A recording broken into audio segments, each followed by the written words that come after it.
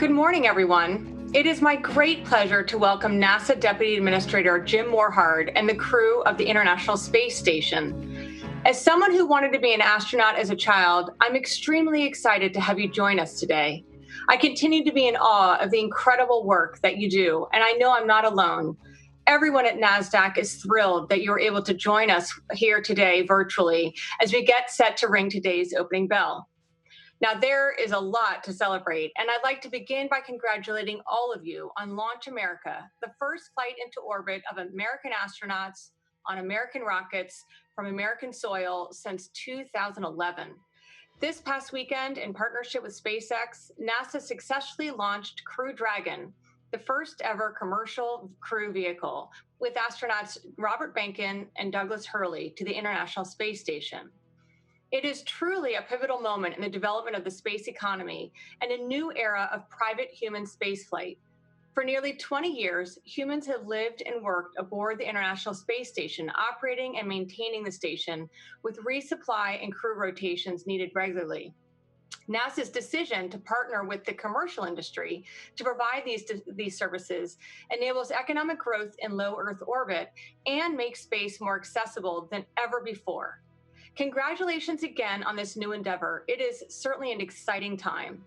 Nasdaq is honored to celebrate Launch America with you. We look forward to seeing everything that NASA has in store with your Artemis program and sharing many more inspirational milestones in the months and years ahead. Now, please join me in welcoming Jim Morhard for further remarks. Thank you so much, Adina. Today, we're celebrating a new era in space exploration. And we're really at the dawn of a new space age. We're expanding the economy in low Earth orbit.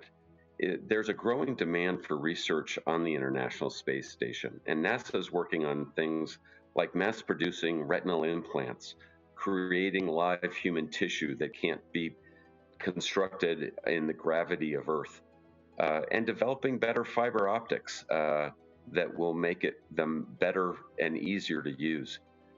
It used to be that NASA developed, built, launched, and operated spacecraft. And now we want the commercial industry to do just that in low Earth orbit. We really want to be one of many customers in the commercial marketplace. And as we get more customers and suppliers, we're driving down cost and really increasing innovation. That's what we're trying to do.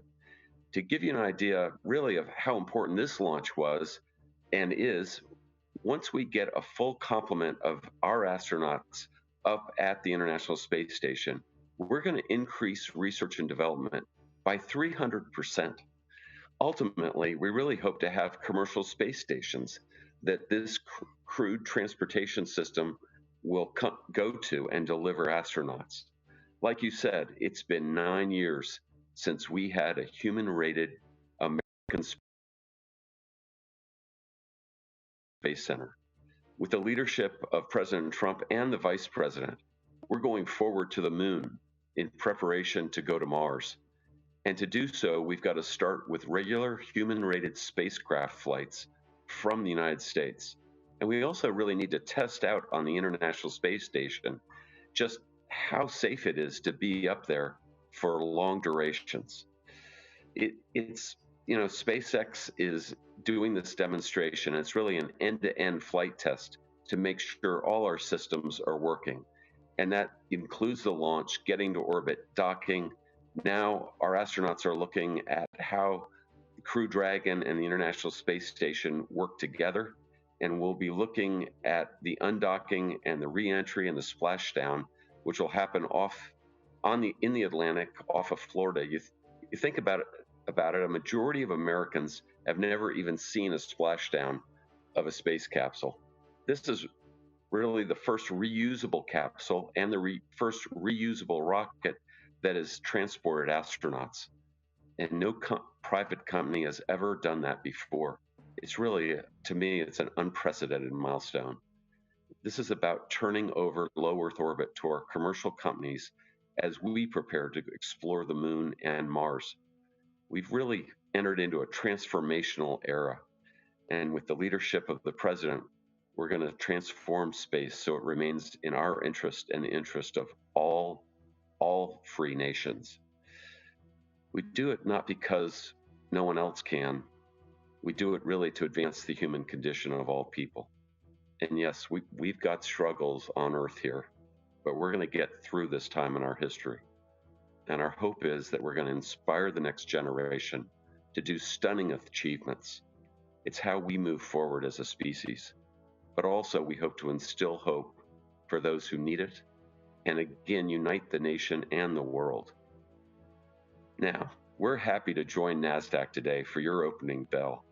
And we're joined with Bob Behnken and Doug Hurley, who just did that amazing launch and then rode that Dragon capsule up to the station. And Chris Cassidy's with us too, and he's the current commander of the International Space Station. So Dina, I think you've got a few questions for the crew, and I'm going to leave it to you right here. Great. Thank you very much, Jim. All right. Well, I just can't believe I get to interview our astronauts today. But Robert and Douglas, you are the first people to fly Crew Dragon. The idea is that spaceships like this will enable people to become private astronauts to make spaceflight more common. What are your thoughts about making spaceflight more common and accessible to private citizens, and the role that you are playing in that development?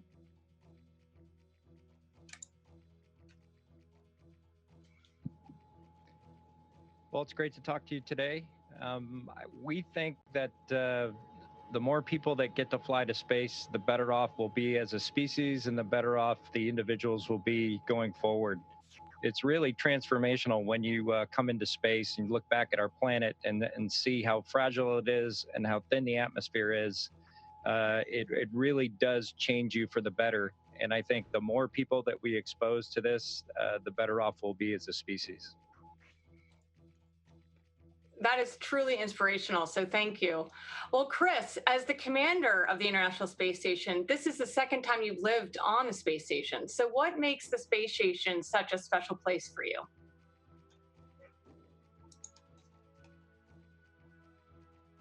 Well, on a technical answer, there's so many things that are a marvel to me that we are able to keep an atmosphere going, keep the people safe, keep the equipment running and safe, and conduct all this amazing research. But more on a philosophical level, I think it's the international cooperation and the partnership that has been forged over these 20 years.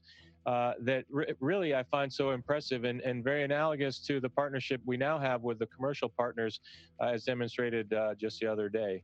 So quite an impressive place to live and be. Well, that's absolutely wonderful. And what's amazing is that it's like we're talking to you as if you're on Earth, but yet you are so far above us. So it's a wonderful, wonderful pleasure and honor to have a chance to speak with you today. I think we're going to get ready to ring today's opening bell.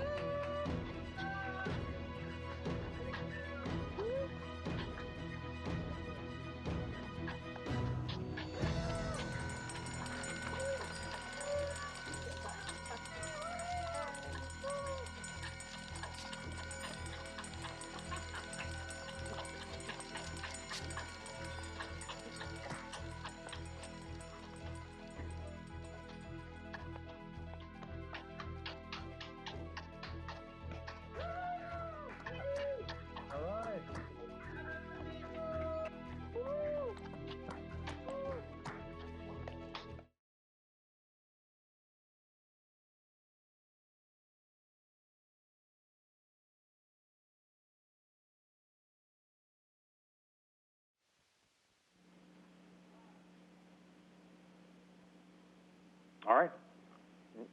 We got the opening bell there, and we are going to hand it over to Morgan Brennan for a couple of very special guests. Morning, Morgan. Good morning, Carl, and thank you. We're going to turn now to the International Space Station. This is CNBC. How do you hear me? The International Space Station has you loud and clear.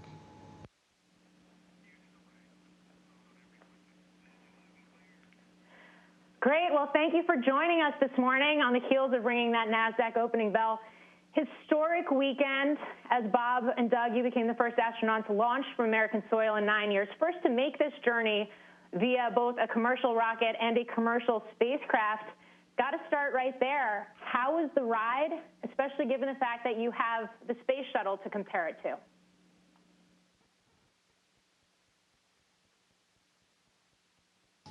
Well, hello, Morgan. Thank you for taking the time to speak with us today. Our experience on board Dragon was just really exciting for us. Both the fueling event before we lifted off, it was different than the space shuttle, a little bit more dynamic, a little bit more exciting for us, probably a little bit, just a little bit at least, because it was the first time anyone had done that. We then launched into space on board the Falcon 9, and the ride, I'll say, was a little bit smoother than our shuttle experience. The shuttle was a little bit rougher, at least at the beginning. Later in the flight, it did wake us up a little bit, though, as we continued all the way into low Earth orbit. Just really exciting for both of us. I know we were smiling and talking through the entire way uphill, so it was just a lot of fun for us.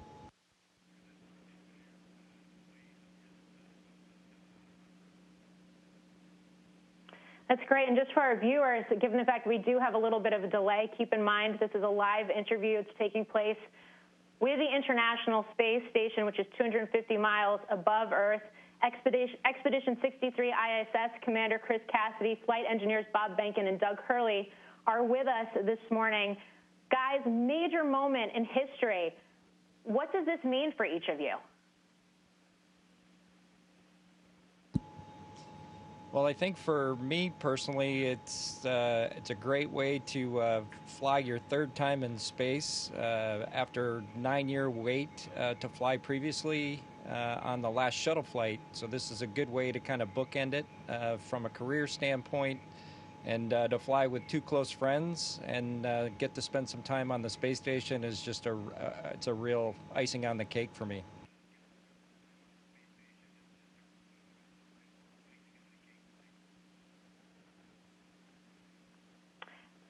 Great. Bob and Doug, you worked closely with SpaceX on design and development of Crew Dragon. You named it Endeavor on this trip as well.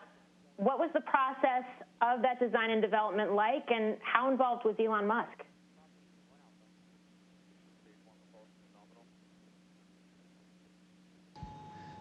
Well, for both Doug and I, we did spend quite a bit of time working directly with the team out in Hawthorne. We've, of course, visited most of SpaceX's facilities around the country at McGregor, Texas, and then down at the Kennedy Space Center. Our experience was pretty extensive. We were able to get to all the facilities, interface with all the different aspects of the vehicle. I think Doug and I went something like 32 consecutive weeks with travel out to California to work directly with that team face-to-face. It really just does help to be able to see each other. Managing that through the pandemic that we faced was a bit of a challenge, but one that we overcame, and the SpaceX team did a wonderful job with facilitating that, providing a clean environment and ensuring that we didn't get exposed to anything that might potentially impact hardware production or, of course, a launch delay. I do know that Elon was involved in quite a bit of the development process. I know that many of the topics that we would discuss would then be percolated up through the organization, and he would give the final approval on many of the aspects of things that we were trying to get developed. And so definitely a huge team that pulled together, and SpaceX just did a wonderful job with allowing us to be a part of that innovative process.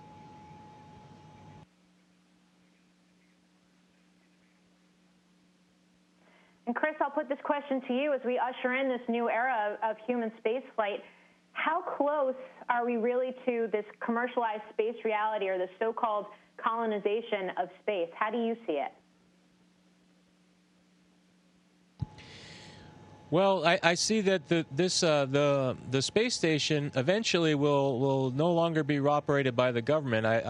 I'm not entirely privy to all the details, but there's plans for after the government is done with the space station, perhaps we turn that over to operating from a commercial entity, or add additional modules that commercial entities provide. And we are really close. Technically, that's not a leap far at all. It's just a matter of getting the will, getting the demand, and we can make it happen. And that's super exciting because there's so much capability that's offered here on the space station. But ultimately, our destination as space travelers is Mars, with a stop at the moon, and the International Space Station gives us that core, that bedrock of knowledge that we have to really fine-tune all of the technical things we need to do to accomplish those two larger long-term goals.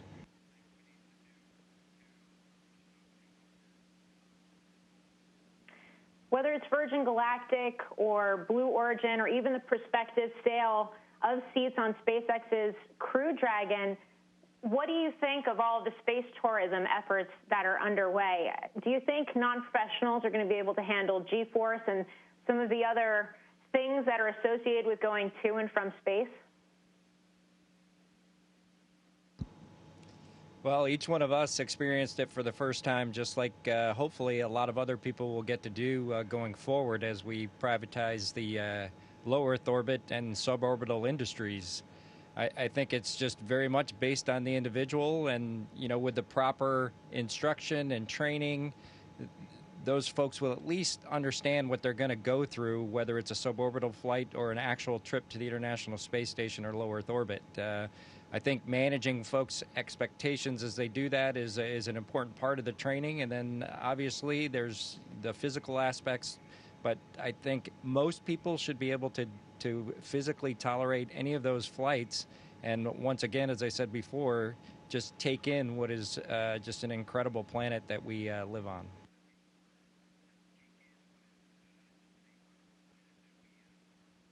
And finally, given the fact that you do quite literally have this unique view of the world right now, orbiting above it, what is the perspective or the insights that you would want to share with those of us that are, quite frankly, in what's been a difficult 2020, navigating quite a number of societal challenges back here on Earth?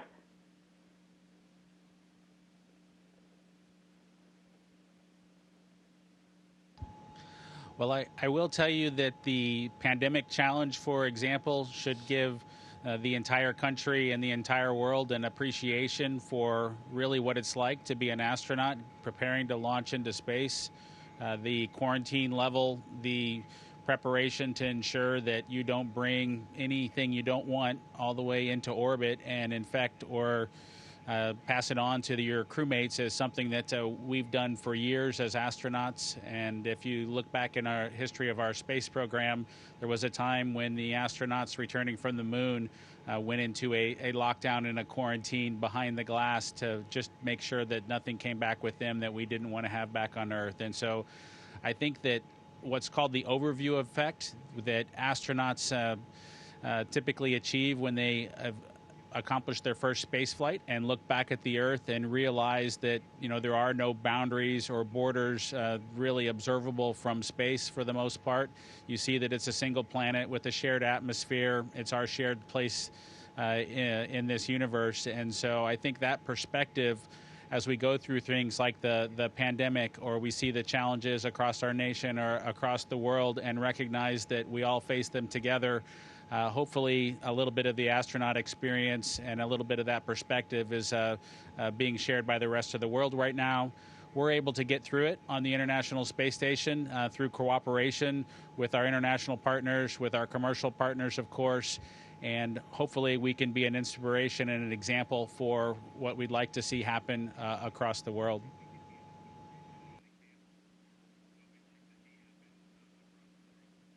I think I speak for many people when I say you are inspiring us right now. Thank you so much for your service and your bravery. May you all have safe journeys back to Earth when that time does come. Bob Behnken, Doug Hurley, Chris Cassidy joining us exclusively from 250 miles above Earth at the International Space Station. Thank you so much.